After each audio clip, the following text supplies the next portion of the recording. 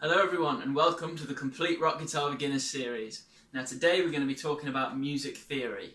Some people don't want to learn music theory because they think it'll restrict them as a musician and it'll stop them expressing themselves the way they want on the guitar. But that's not true at all. The more theory you know, the better you can express yourself. It doesn't say, no, don't play these notes. It says, oh, well, you can play anything, but this is what it might sound like if you do this or this. So it's a super useful tool. All the greats in rock music knew theory, even if they didn't really know it in the same way that we do. So it's really important to learn, and it's actually really easy when you approach it in the right way. So let's get started. So first off, I'd like to dispel a big myth about music theory and rock musicians. Now loads of people say, oh well, my favourite rock musician, take Angus from AC/DC, oh he didn't know music theory, he never studied it. And Keith Richards from the Rolling Stones, he sold millions of records, he never knew music theory. But they did. They might not have known it the same way that we know it, they might not have used all the proper terms and everything, they might not have studied it formally, but they do know what notes to play to make it sound a certain way. If you played some chords or take one of the riffs from the previous rock guitar lessons we've been doing, and you played that and Angus was there, do you think he wouldn't know what notes to play over it to make a solo? Of course he would. Of course he'd know which notes to play. And that's the whole point of theory. So he might not know, oh, I'm playing the minor pentatonic scale position 3, but he'd know, oh, well, if I play these notes, then that sounds cool because he's playing that riff in that key. So every one of these heroes that we've got all knew some amount of music theory. So we'll take Keith Richards as the other example. Now he might not have known exactly which chords were in which key or anything, but he certainly knew which chords to put together to make a good song. So even though he didn't know it in the formal sense, he did know what to put together and how to make it sound good. And that's the whole point of music theory. It's to help you become a better musician. So we're going to start off with scales. Now you've probably come across a scale before. A scale is just a set of notes that we can use together to make music. So that's all a scale is. It's just a set of notes that make a particular feeling. So if you play a major scale, for instance, that'll sound quite happy. But if you play a minor scale, then that'll sound quite sad. So when we're talking about scales, when we're talking about which scale we're playing, we'll have the letter of the key, and then we'll have which type of scale it is. So you could play a C major scale, for instance, which is a major scale, and the root note is the C note here. So that's how you name a scale. So say you could play a D minor scale, and that would mean you're playing a minor scale that starts on the note D. So it's really nice and simple. Now it's the type of scale that makes the difference in how it sounds. So if you play, say, a major scale, then that will always sound happy, regardless of whether you're playing, say, the C major scale, or the F major scale, or D major. If you're in a major key, then it'll sound happy, regardless of which major key it is. So obviously the notes will be higher or lower, so if I play an A major scale, for instance,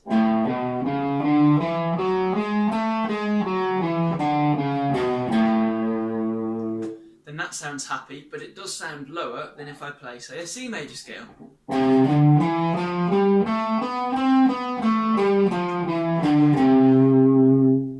So one's higher than the other, but they still both sound happy because they're both major scales.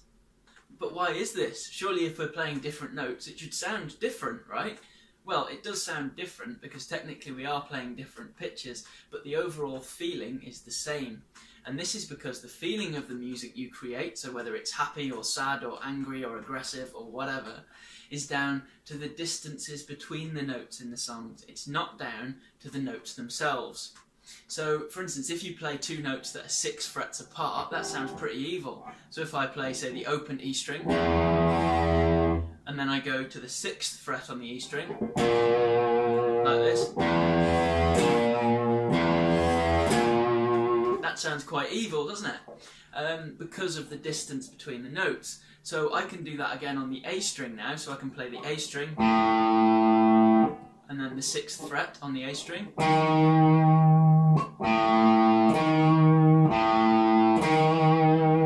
And that's still got the same mood, it still sounds evil even though we're playing different notes. And that's because the distances between the notes are still the same. Yeah, we're playing different notes. In the first example we were going from E to B flat, and then in the second example we were going from A to E flat, but the distances between those two notes are still the same. So we were covering a distance of 6 frets in the first example, And then in the second example, we were also covering a distance of 6 frets, so it still has the overall same feeling. Now, more specifically, the sound of a note, the feeling of a note that you play, is down to the distance between that note and the root note of the key that you're in. Now, the root note, which is also called the tonic or the key note, is just the note of the key you're in. So if you're in C, for instance, then your root note is C. And if you're in the key of, say, A, then your root note is A. So really nice and easy. But what's a key and why is a root note important?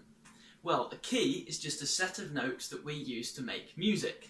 So for instance, if a song is in the key of D minor, then that just means that whoever wrote it used notes from the D minor scale. So the root note in this case would be D. The root note is also the note that the music rests on.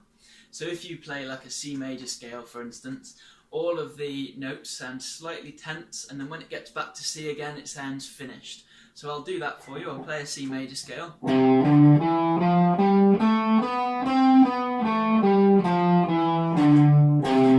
So when I get to that C note again, it just sounds rested. It sounds finished, and that's because that's the root note. So to get a better feel for this, you can sing the song Happy Birthday.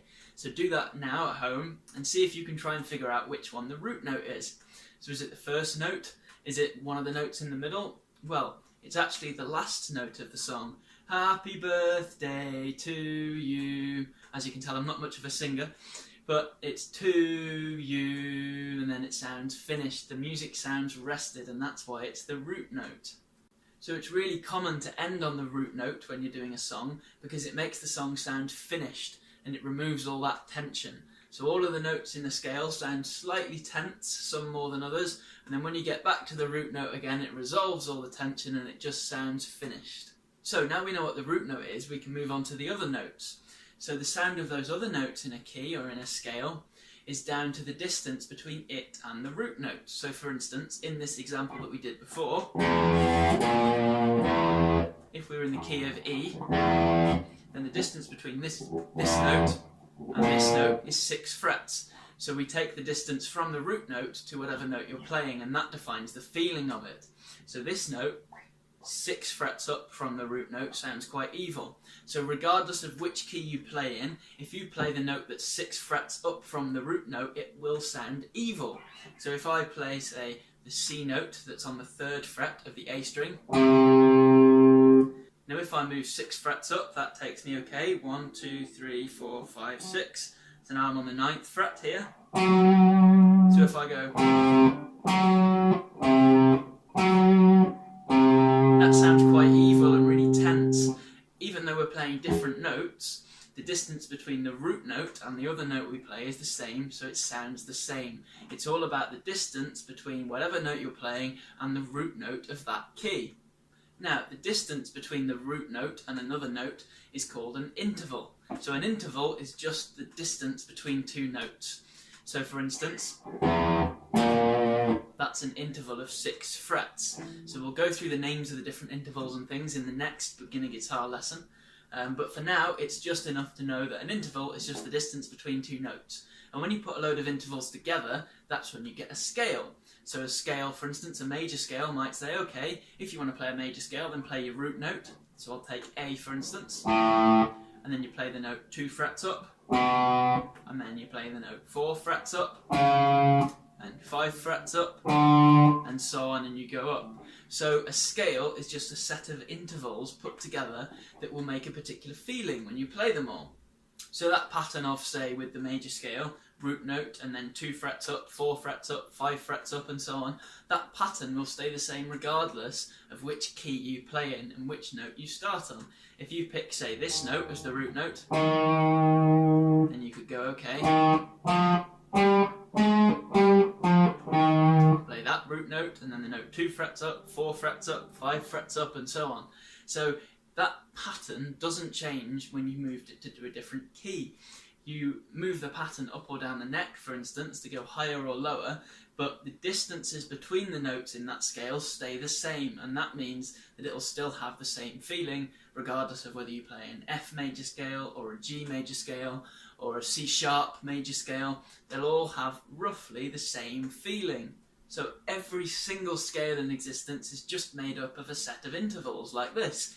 Now, there are 13 different interval shapes you've got to learn, but once you've learnt those, and bear in mind each one is only 2 notes, so it's really quick to learn, you can unlock the whole guitar neck, because there are 13 interval shapes in 1 octave, and then they just repeat in the next octave. So we talked a little bit about octaves when we were learning the fretboard notes in the last lesson. So if you remember, the distance between, say, this note and the note 12 frets up, that forms an octave. So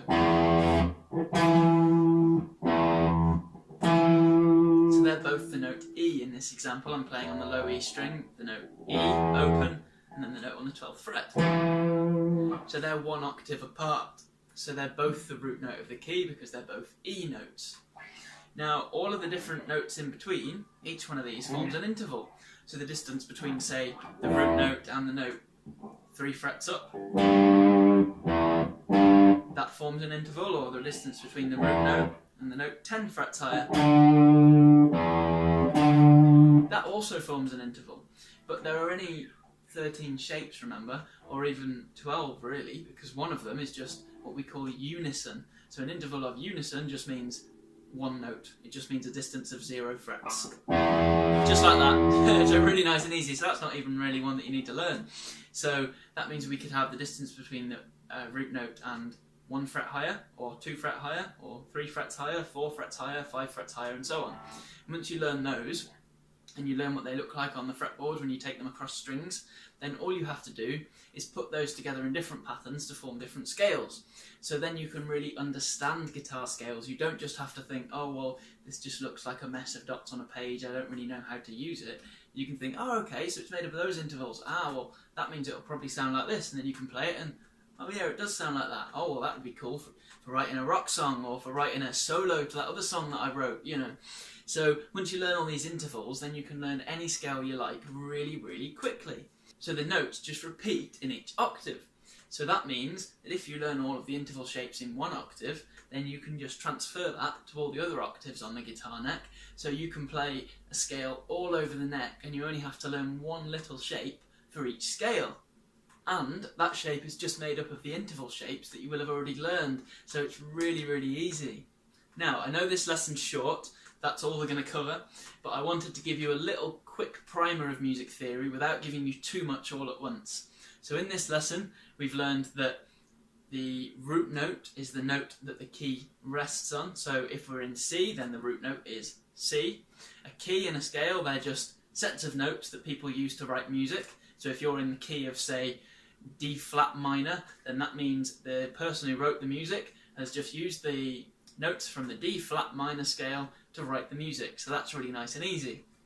We've also learned that the feeling of a particular piece of music, whether it sounds rocky or whether it sounds sad or happy or anything in between, is down to the distances between whatever notes you play and the root note.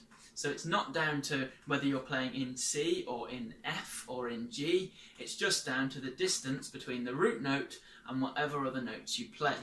So in the next Rock Guitar Beginners series lesson, we're going to be talking more about this. We're going to be learning all these interval shapes, we're going to be learning some cool scales, and then I'm going to show you how you can use this to write rock songs, because that's the whole point of this. I want it to be immediately applicable. You don't want to feel like you've just read a whole book of music theory and you can't use any of it. No. That's not what we're going to do in the next couple of lessons. We're going to learn some simple stuff that you can apply immediately, because if it's not applicable, then it's useless, right? So that's what we're going to do. We're going to make sure you can apply it to real music straight away. Now, I hope you've enjoyed this complete Rock Guitar Beginners series lesson. It's only been a short one, but nevertheless, I hope it's been useful. Don't forget to subscribe, like, share, all that kind of thing. And you can see the rest of the Rock Guitar Beginner series lessons in the description below. If you haven't already seen them, or if you're a complete newbie to rock guitar, it's the best way to learn. It's fun, it's easy, and it'll get you playing from day one. Okay? So I hope you've enjoyed it, and hopefully we'll see you in the next lesson.